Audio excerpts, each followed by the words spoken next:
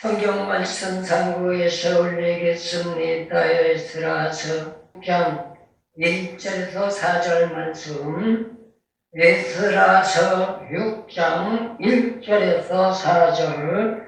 이에 다리오 왕이 주소를 내려 서적 국간 곧 바벨론에서 보물을 쌓아둔 곳에서 조사하게 하였더니 메대도 아멕다 궁에서 한 두루마리를 얻었으니 거기 기록하였을 때 고레스 왕 원년에 조서를 내려 이르기를 예루살렘 하나님의 전에 대하여 이르노니 이 전 곧 제사 드리는 처소를 건축하되 기대를 건고히 넉잡고 그 전에 고는 60비스로 광도 60비스로 하고 큰 걸 3개의 대나무 한 켤을 놓아 노라 그 경비는 다 왕실에서 내리라. 아멘.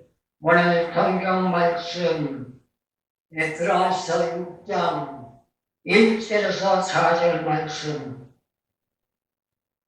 바벨론 70년 포로 생활을 마무리하고 고통의 땅 예루살렘으로 돌아온 이스라엘 백성들, 2년 2개월 만에 퇴락된 성전을 재건하기 위하여 기록했었지만 배적자들의 만행으로 15년 동안 성전 건축이 중단되고 말았습니다.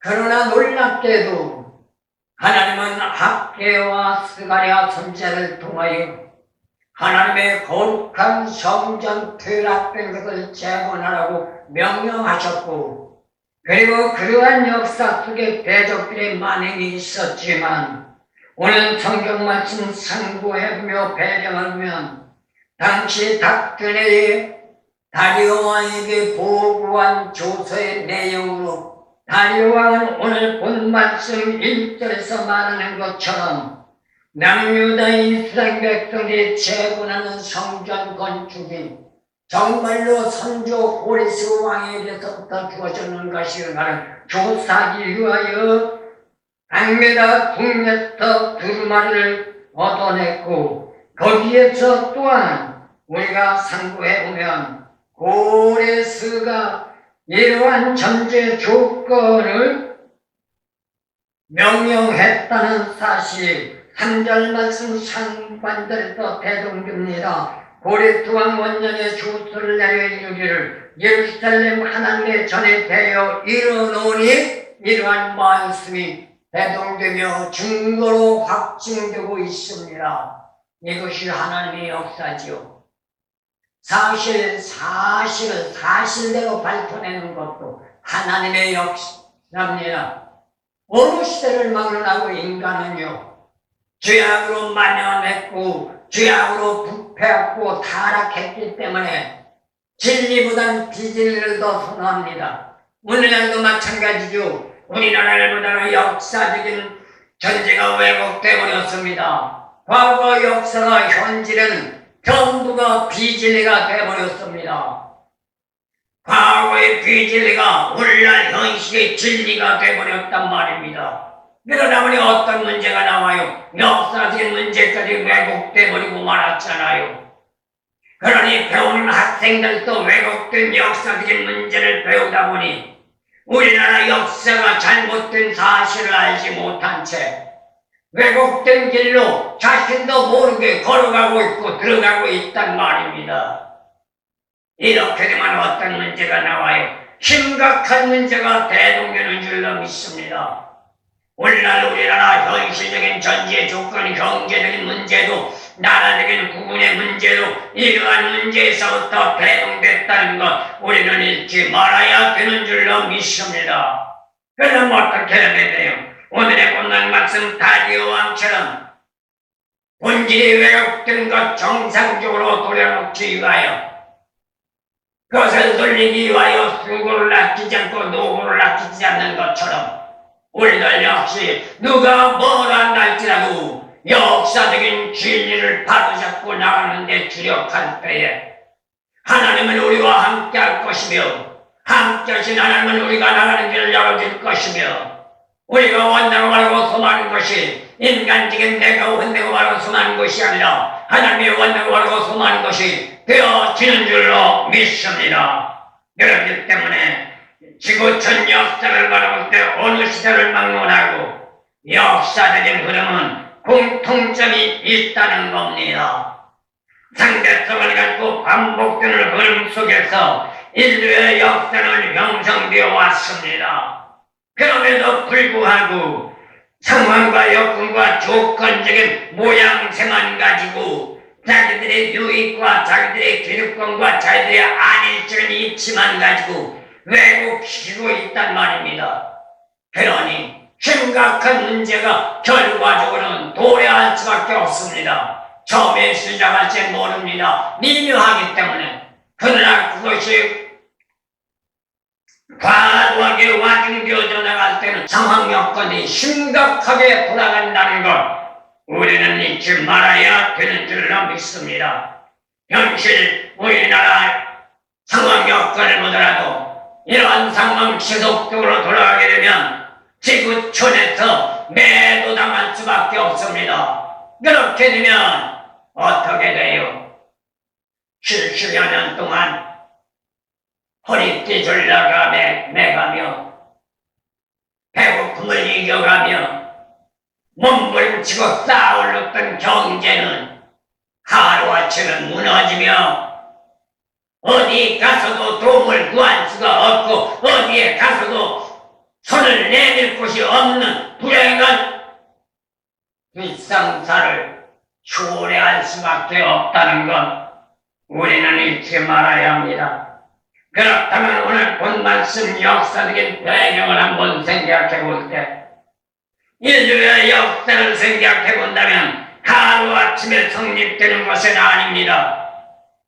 시간과 세월이 흐르면서 인간 삶의 환경과 여건을 통하여 성립되어지는데 인간의 생활 스타일들이 형성되어 나갈 때 역사가 이루어지는 겁니다. 오늘의 역사는 언제서 성립됐어요?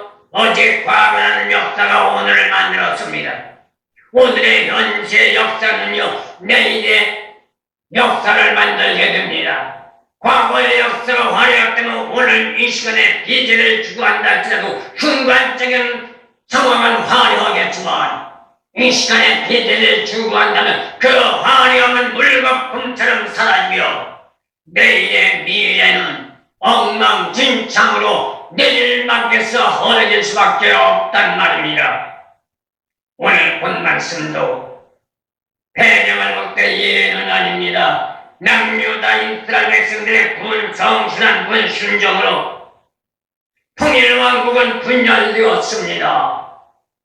그리고 북이스라엘은 아수르에 의해 완전히 멸망당했고 하나님의 언약의 약속에 이끌한 남유다는 그래도 생명을 유지하며 바벨론 70년 포로를 극복하고 해방을 받아 자유의 몸이 되어 70년 만에 고토의 땅으로 돌아왔단 말입니다. 그러나 자유 해방을 받고 고토의 땅을 들어왔다고 그냥 편안한 건 아닙니다. 우리들 역시 마찬가지입니다. 믿고 기도하며 강경 부르짖며 울며 불며 철회하며 작정 기도하며 문제를 해결했다고 모든 것이 형통해진 것이 아니란 말입니다. 그 전제 조건을 내가 유지하고 관리해 나가지 않으면 지난 날보다 더 엄청난 어둠의 권세가 역사할 것이고 우리를 넘어뜨리려고 발버둥 치고 있단 말입니다. 북이스라엘 나스르에 완전히 멸망당했다고 말했습니다. 남유다의 하나님의 징계의 다 대상이 되어 바벨론 느부갓네살로부터 70년 포로를 맞이하는 비운의 운명이 되어버리고 말았던 겁니다. 이렇듯이 파란만장한 남유다 70년의 포로를 끝내고 자유해방이라는 기쁨을 안고 고통의 땅으로 돌아왔습니다.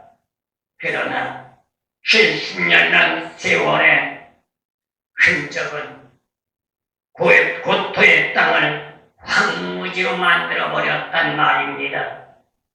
하나님의 명령에 따라 귀환한 지 2년 2개월 성전 복원 작업에 돌입했지만 대적자들의 방해 공작으로 그것마저의 물거품으로 돌아갔고 하나님의 말씀을 영광의 삶을 살며 선진들처럼 살지 않겠다고 각오했던 남유다 백성들마저도 이러한 회오리 바람에 휘말리자 좌절과 절망 속에 낙담하며 세상과 짝하는 불성실한 자들이 되고 말았던 겁니다.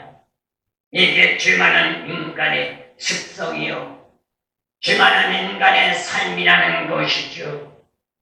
하지만 하나님은 그들을 그대로 내버려 두지 않고 아까도 말씀드렸습니다.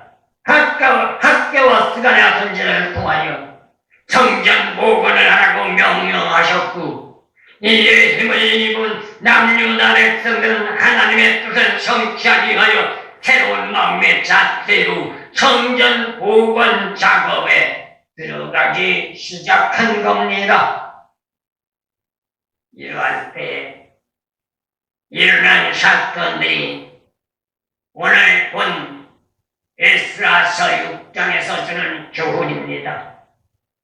환경이라는 상황 여건에 휘말려 남유다 백성들은 자만성을 했지만 그 자만성으로 끝난 것이 아니라 성전 재건 작업에 박차를 가하고 이때 대적자들의 방해 공작으로 그들은 또 한 번 무너질 수밖에 없는 상황. 이러한 여건 조건 속에서 바사 제국의 관린 닥드네가 다리오와에게 보고서를 올렸던 겁니다. 이러한 보고서 때문에 오늘 본 말씀 1절에서 다리오 왕은 이러한 전제 조건 사실 여부를 알아보라고 다시금 조서를 낸 겁니다. 그리고 다리오 왕은 역대 왕인 문서 보관실을 통하여 고레스 왕이 남유다 성전 건축에 대한 명령을 했다는 사실이 대동되고 있는데 3절에서 볼 수 있습니다. 고레스 왕 원년에 조서를 내려 이르기를 예루살렘 하나님의 전에 되어 이르는 이전 곧 제사 드리는 초소를 건축하되 지지되는 견고히 쌓고 그리고 성전에 대한 규모까지 설정해줬다는 것이 오늘 본 말씀 1절에서 5절 말씀 내용입니다.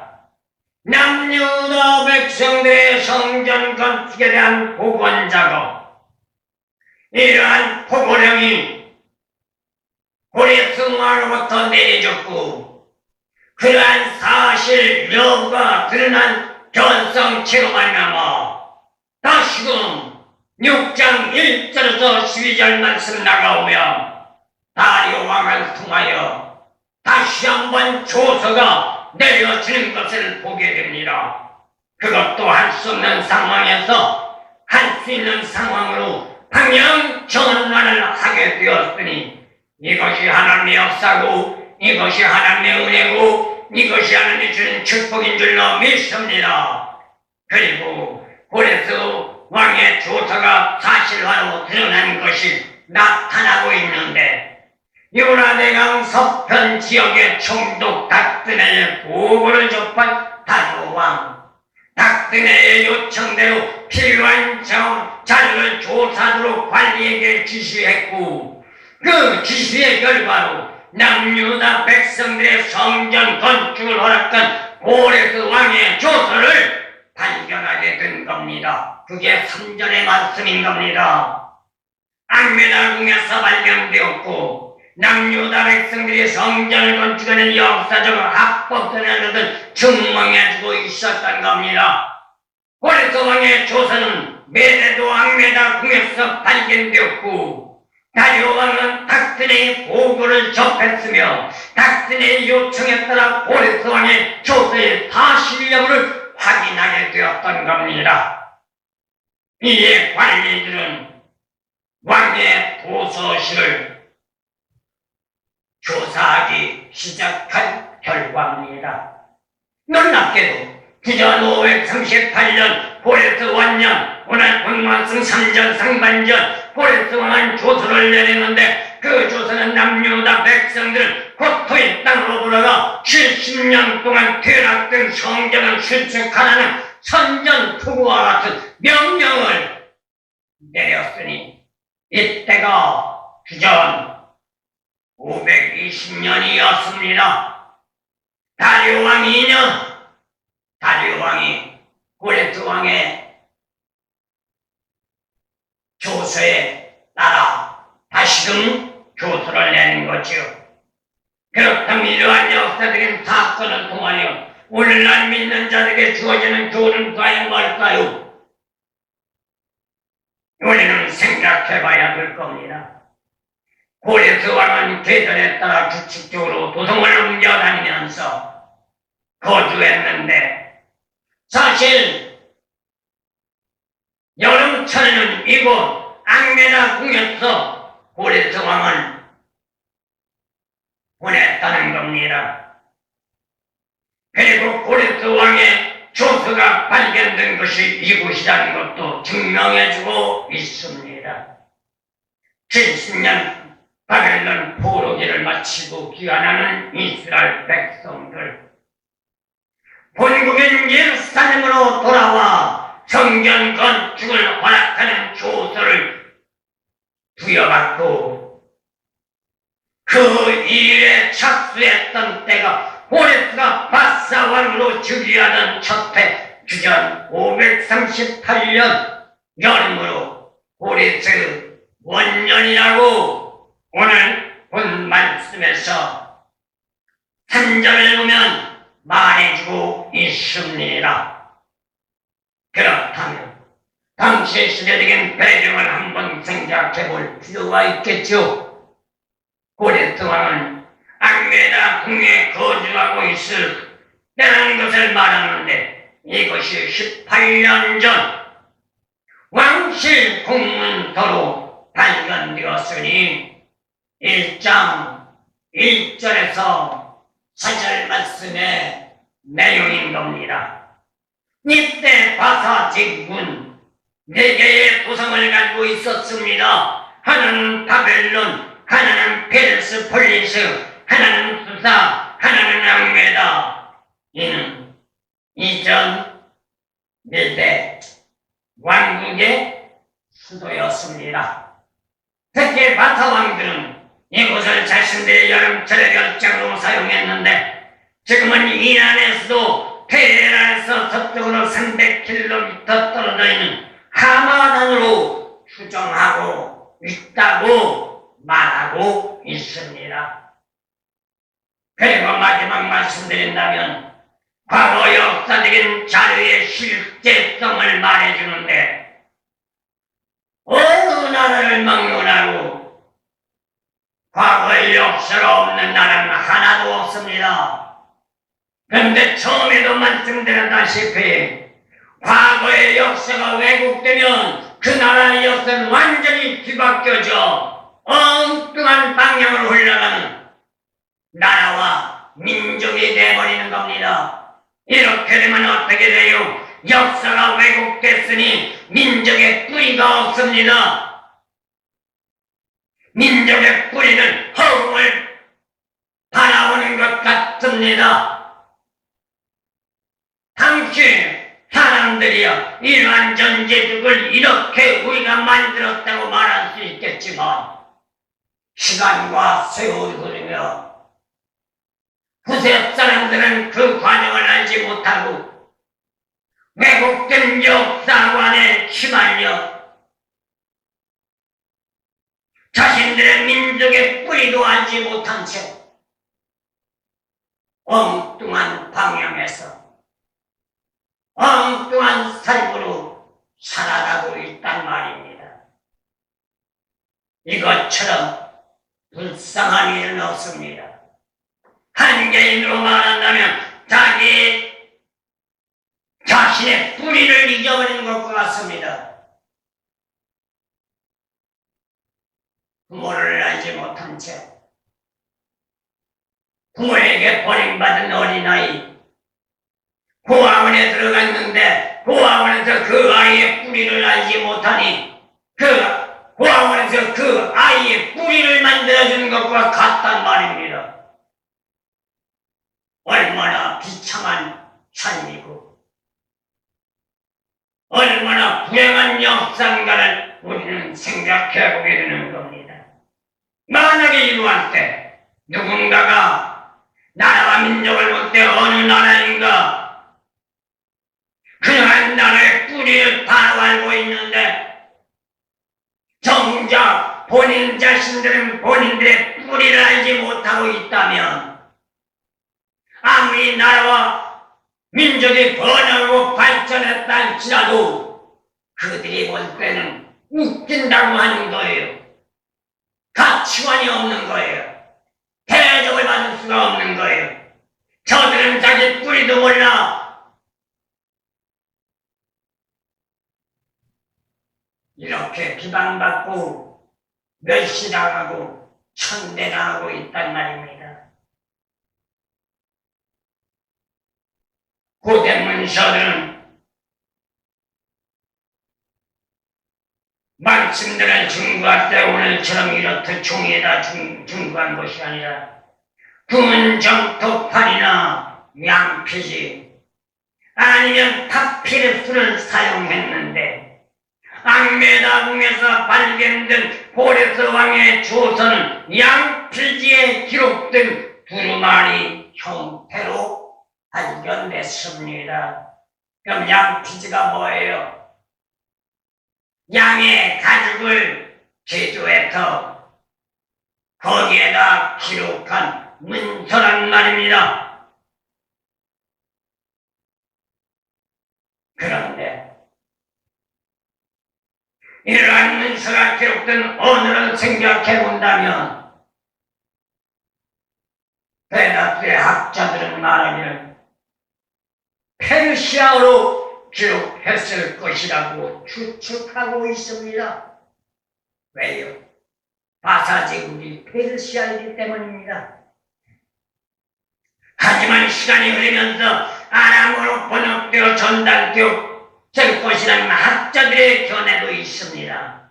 그러나 바사제국의 관리들이 앙메다궁에서 발견한 문서는 페르시아로 기록된 원본이라고 고고학자들은 말하고 있는 겁니다. 그렇다면 하나님의 주권적인 섭리는 하나님이 원하시는 일꾼들을 선택해서 불러 세워 쓰시는데 오늘 성경 말씀 배경을 보더라도 박근혜나 다리오 왕 역시 하나님의 주권적인 섭리 안에 속한 인물들이라는 겁니다. 그런데 이들은 놀랍게도 이방인들입니다. 여기서 우리에게 주어지는 교훈이 있습니다.